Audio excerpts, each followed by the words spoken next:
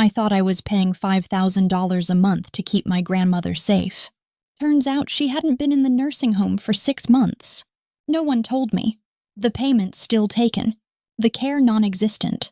The person cashing in, my aunt sipping champagne in Turks and Caicos, while my grandmother rotted in a crumbling apartment in Queens. I dropped everything, drove across the state, and what I found shattered everything I believed about love, loyalty, and blood. But that was just the beginning.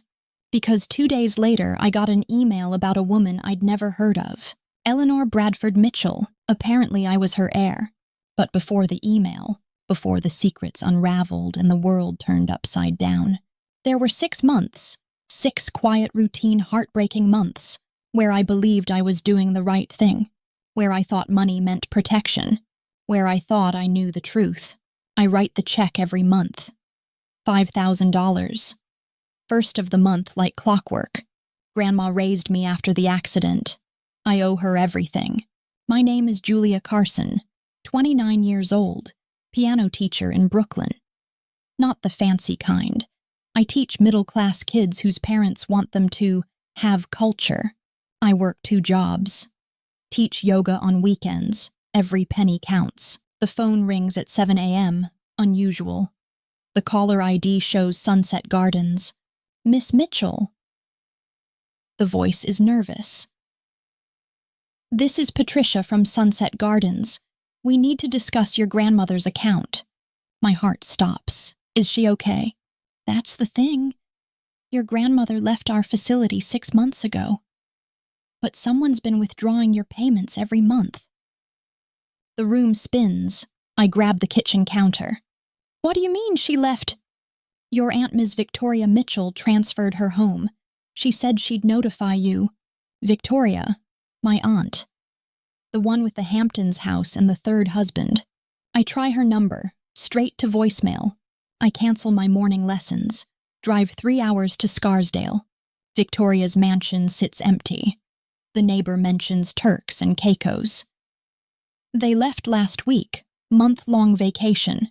My hands shake. $30,000.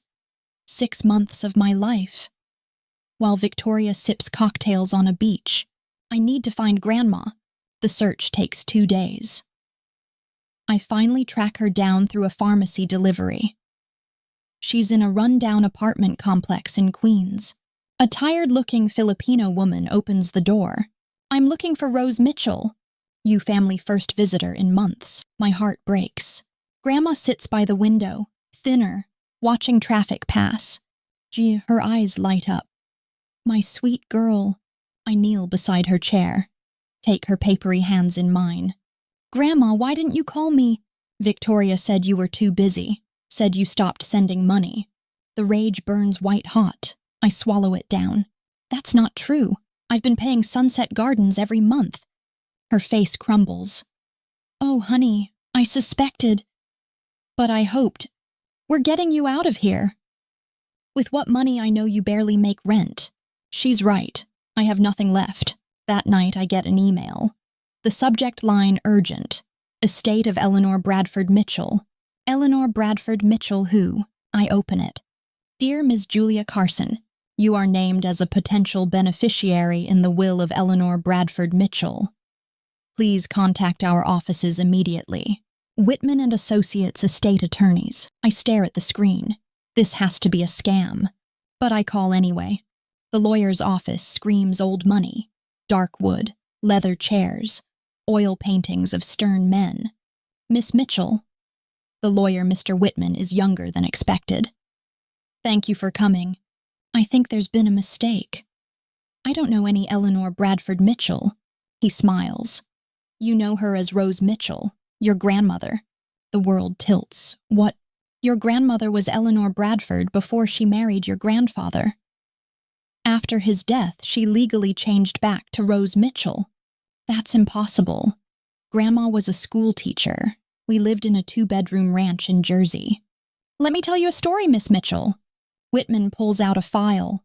Photos, documents. A life I never knew. 22 years ago, Eleanor Bradford was one of the wealthiest women in America. Her first husband, Henry Bradford, built Bradford Pharmaceuticals from nothing.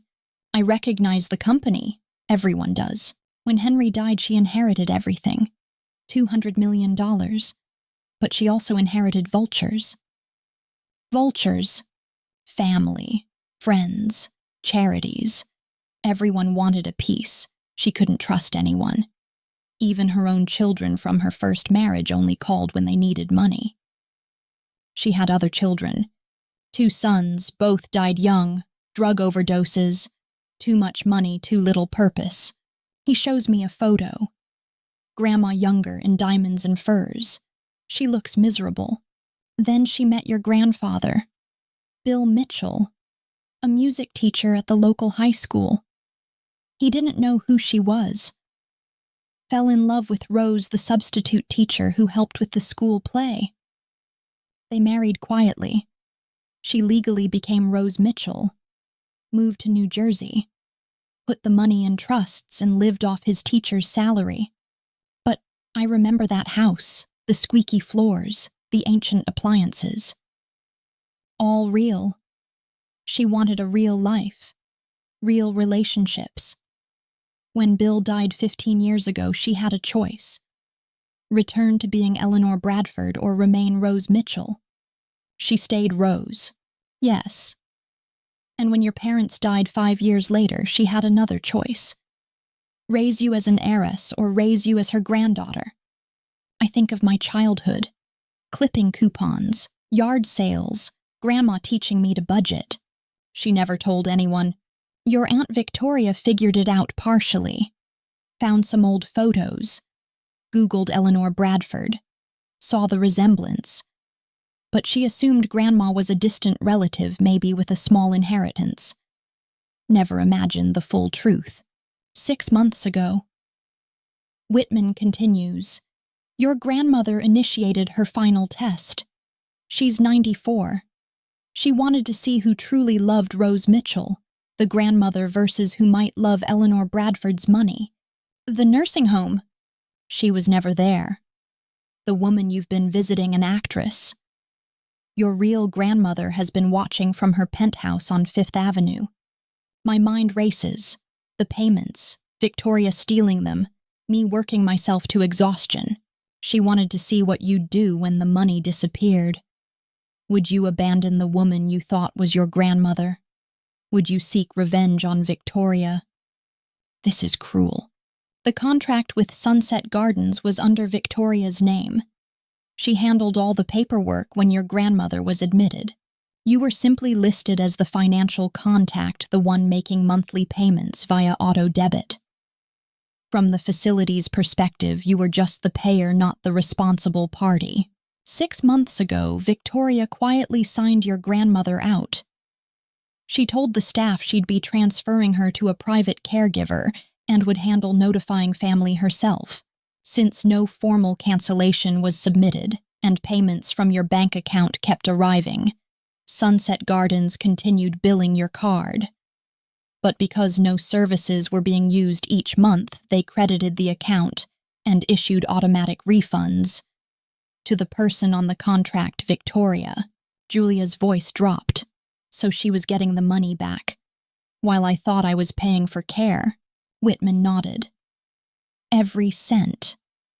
That's how she ended up with $30,000, not by stealing from your bank account, but by letting you keep paying while she collected the refunds. It was deliberate, legal maybe in the paperwork, but ethical absolutely not.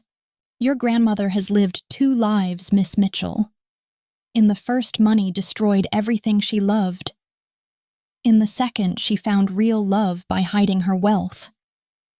She needed to know which life produced better people. He slides another paper over. The results speak for themselves. Victoria stole from her own niece, failed spectacularly. She grew up with Rose, the grandmother, but the hint of money corrupted her instantly. My cousin Marcus never visited, never called, too busy making his own fortune to care about an old lady in a nursing home. And me, you kept visiting. Even when you thought Victoria stole your money, You brought groceries you couldn't afford. Played piano for a stranger you believed was your grandmother. You loved Rose Mitchell when she had nothing to give you. He slides over a letter. From your grandmother. I recognize her handwriting immediately. My dearest Julia, if you're reading this, you've discovered my deception. I hope you can forgive a paranoid old woman. I've lived 2 lives. As Eleanor Bradford, I had everything and nothing. Money attracted leeches. My own sons died because I gave them wealth instead of wisdom. Everyone who said they loved me really loved my bank account. As Rose Mitchell, I had nothing and everything. Your grandfather loved me for my laugh, not my portfolio. You loved me for my stories, not my stocks. These 6 months confirmed what I always knew. You are your grandfather's granddaughter. You love without price tags. Victoria disappointed me but didn't surprise me. She's like my first family, able to sniff out money like a bloodhound. Marcus is worse. So focused on making money, he forgets to make memories. But you're the validation of my second life. Proof that hiding my wealth was the smartest thing I ever did. The money is yours, all of it. But I have one request. The penthouse elevator opens directly into the apartment. I've never seen anything like it. Floor-to-ceiling windows. Central Park spread below like a green carpet. And there she is. My grandma. But different. Wearing Armani instead of Walmart.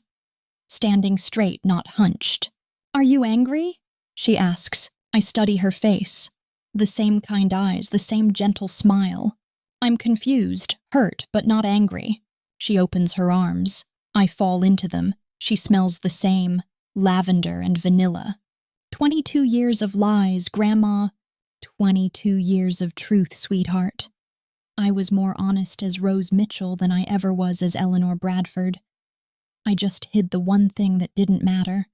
$200 million doesn't matter. Did it matter when I taught you to make cookies? When I helped with homework? When I held you after your parents died? Would money have made those moments better?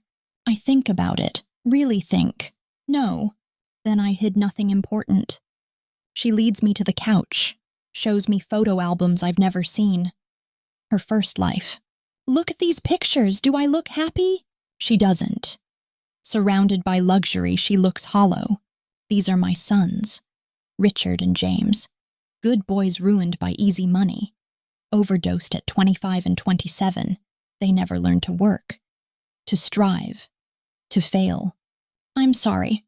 I failed them. When I met your grandfather, I swore I'd never fail again.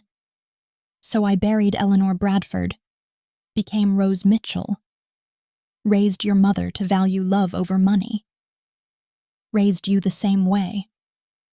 But the test. I'm 94, Julia. I won't live forever.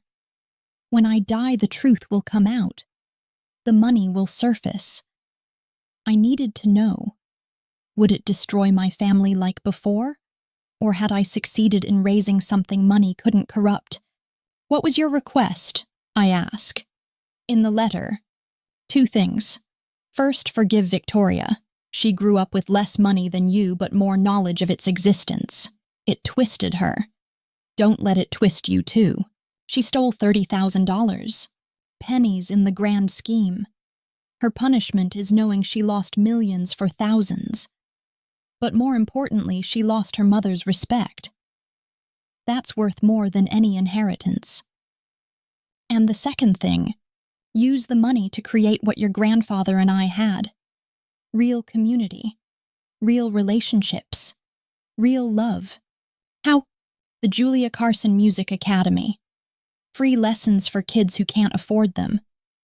Like you couldn't once upon a time. Give them music instead of money. Skills instead of handouts. Purpose instead of privilege. The next months blur together. Legal documents, financial advisors. A crash course in wealth I never wanted. Victoria calls once. Crying, apologizing. I always suspected Mom had some money tucked away. Found old photos, her maiden name. Thought maybe a few $100,000. I'm so sorry, Julia. You stole from me when you thought I had nothing.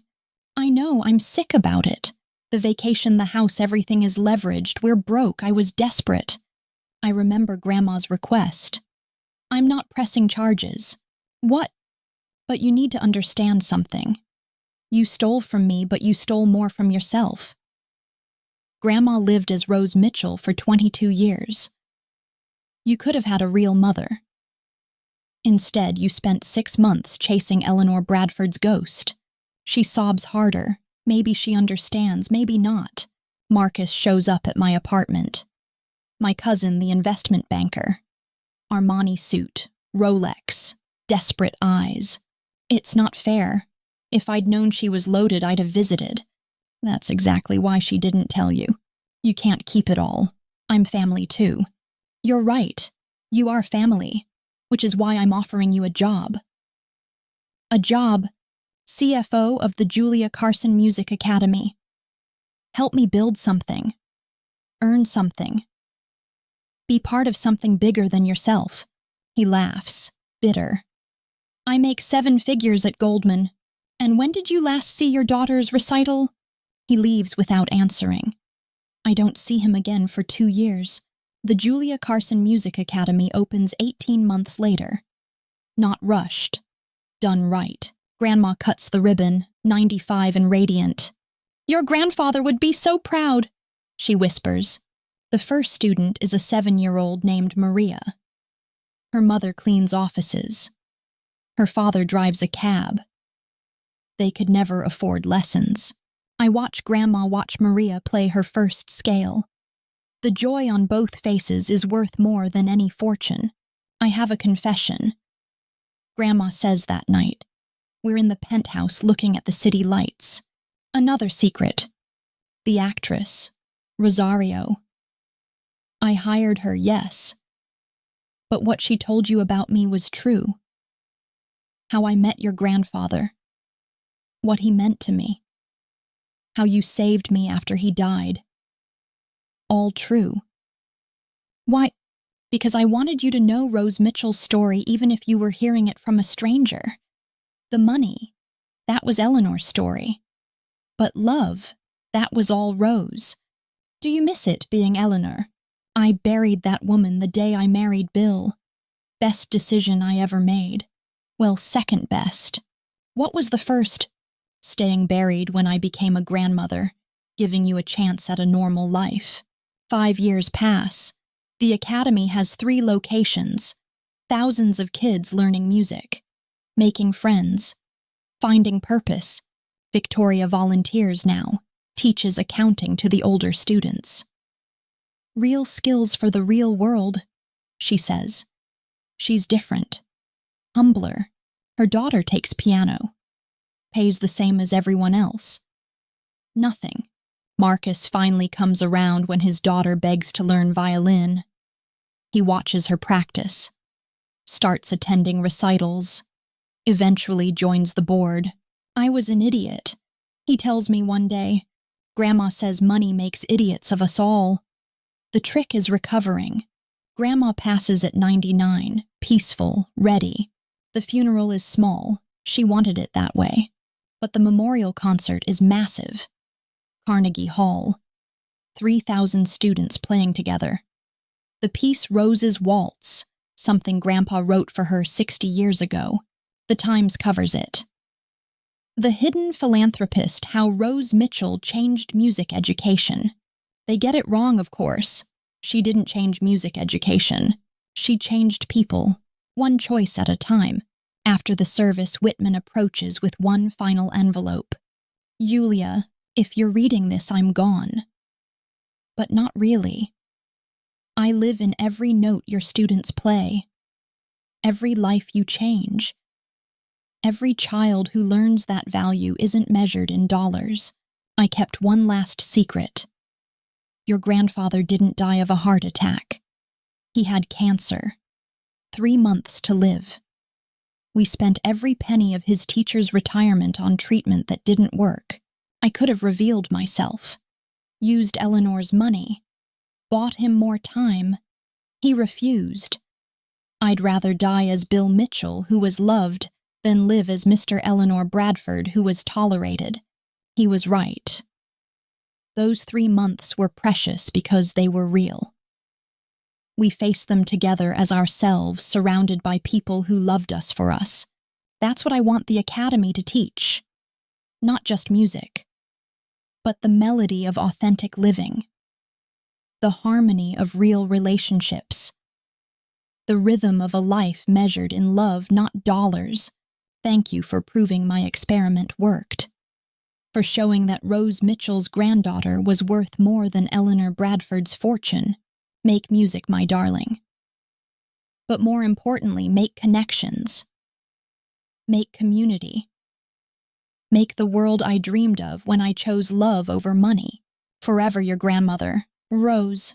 P.S. There's no more money hidden, I promise. What you see is what you get. Finally, I laugh through tears. Even at the end, she's teaching.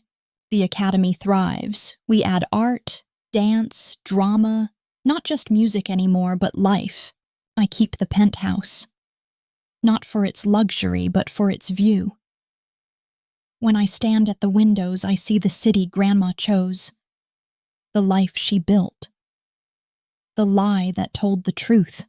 Every month I write checks.